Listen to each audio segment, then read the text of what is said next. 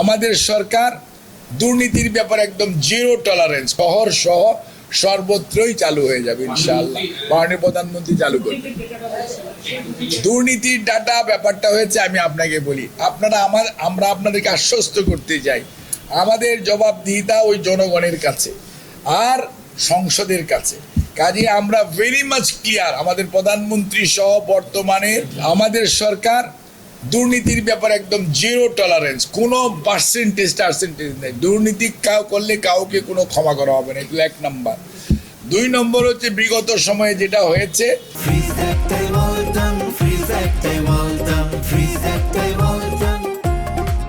সেটার ব্যাপারে তথ্য সংগ্রহ অন্তর্বর্তীকালীন সরকার কিছু করেছিল, বাট ভার্চুয়ালি ওটার একটা দেখেছেন যে আমাদের দেবপ্রিয় ভট্টাচার্য একটা রিপোর্ট জমা দিয়েছে, সেইটার জন্য সংশ্লিষ্ট বিভাগগুলো কাজ করছে। কাজে সেটা নিয়ে কাজ করছে, আর আমরা সামনের দিকে এগোনোর জন্য আমাদের কাজ যেটা করতেছি, আর দুর্নীতি ধরার জন্য দুদক সহ অন্য যারা আছে তাদেরকে ওই কাজের জন্য লাগিয়ে আমরা এখন খালি কাটা বাসার জন্য এখন নিজের কাজ ফেলে দিয়ে ওইটার মধ্যে না। আমরা যে from 18th February we are not any way involve with any source of corruption. এইটা আমাদের এনশিওর করতে হবে, কারণ আমার তো ভাই দিন শেষে ওই ভোটারের কাছে যেতে হবে আবারও ভোট চাওয়ার জন্য, আর সরকারেরও পার্লামেন্টে জবাবদিহি করতে হবে। এবং দেখেছেন তো সংসদের অবস্থা, সংসদে এখন সব কিছু আলোচনায় মাননীয় প্রধানমন্ত্রী পর্যন্ত প্রশ্ন উত্তর দেন, আমরা তো দেই।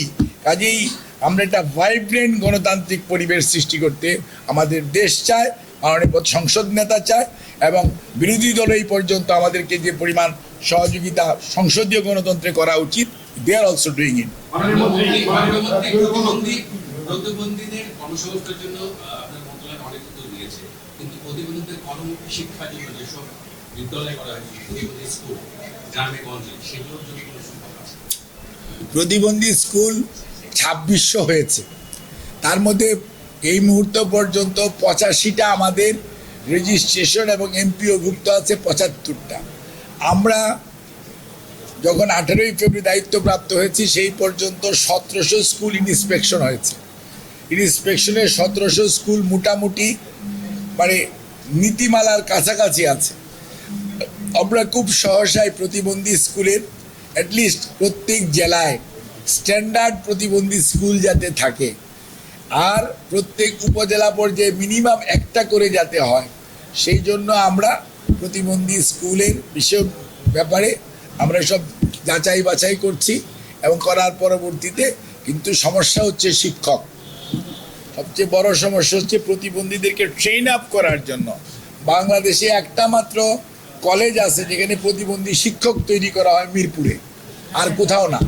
এখন এইটা দিয়ে এত সংখ্যক প্রতিবন্ধীকে ট্রেন আপ করার, প্রতিবন্ধীর ল্যাঙ্গুয়েজ যেমন সাইন ল্যাঙ্গুয়েজ, এইটা যদি বলেন, এইটা বললে তারা বলে কি এটা হচ্ছে আপনাকে ধন্যবাদ, এইটা বললে ইয়েস, এই জানতো না, this is the sign language, this is the sign language. অনেকে মনে করবে খারাপ, বাট এটা হচ্ছে সাইন ল্যাঙ্গুয়েজ, হচ্ছে ইয়েস তুমি ভেরি গুড, তুমি এটা বলেছ।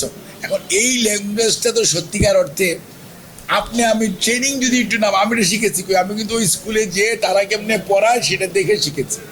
কাজেই আমাদের ট্রেনিং মানে ট্রেন আর শিক্ষকের একটা বিরাট অভাব রয়েছে, বাট আমরা খুবই আশাবাদী যে আমরা মানে অচিরেই দেখতে পাবেন যে প্রতিবন্ধী স্কুল, তবে যেরকমভাবে প্রতিবন্ধী স্কুল সবাই করেছে হয়তো এতগুলোকে আমরা এন্ডোর্স করতে পারবো না, বাট প্রতিবন্ধী স্কুলের অনুমোদনের ব্যাপারে সরকার ইতিবাচক হয়ে এগিয়ে যাচ্ছে।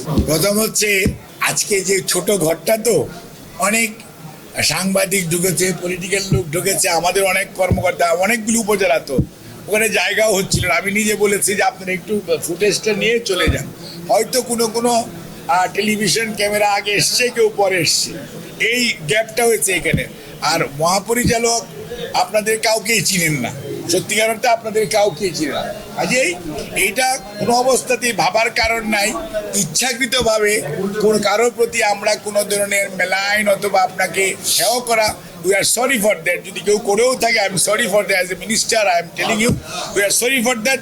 আরেকটা যেটা আপনি বলতেছেন রাজনীতির কথা যেটা বলতেছেন, সেটা হচ্ছে যে ইয়েস বিএনপি যে ডেমোক্রেটিক পার্টি, বিএনপি যে পলিটিক্যাল পার্টি, এবং আপনারা খুব সহসাই দেখতে পাবেন মাননীয় প্রধানমন্ত্রীর নেতৃত্বে আমাদের পলিটিক্যাল অ্যাক্টিভিটিস পুনরায় আমাদের কিভাবে আগামীতে আমাদের স্থানীয় কাউন্সিল হবে, জেলা কাউন্সিল হবে, কেন্দ্রীয় কাউন্সিল হবে, এইসব বিষয়ে মাননীয় প্রধানমন্ত্রী, আমাদের মহাসচিব মির্জা ফখরুল ইসলাম আলমগীর শেখ ওনাদের নেতৃত্বে স্থায়ী কমিটি খুব সহসাই দেখবেন, আপনাদেরকে দিক নির্দেশনা দেবে। ধন্যবাদ।